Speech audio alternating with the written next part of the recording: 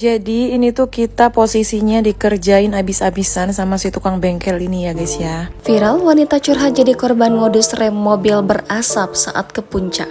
Beredar video yang menyebutkan terjadi pemerasan dengan modus kerusakan rem mobil keluar asap di kawasan Puncak Bogor, Jawa Barat.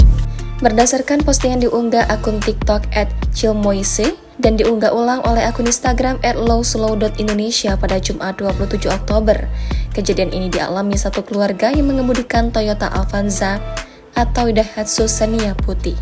Dalam video tersebut, saat mereka di wilayah puncak, ban depan mobil mereka remnya keluar asap. Mobil mereka pun langsung saja dibawa ke bengkel yang diarahkan oleh seseorang. Dan sebelumnya aku tuh sama suami memang udah kayak curiga gitu ya, karena mereka tuh kayak komplotan banget gitu loh, rame gitu loh, yang ngomong ada yang naik motor, ada juga yang di tepi. Terus pas kita diarahin ke bengkel ini kayak langsung tahu gitu loh si tukang bengkelnya. Dan alhasil ini pas mobil langsung disuruh parkir, langsung aja digerobak-gerobak, langsung dibuka-buka gitu.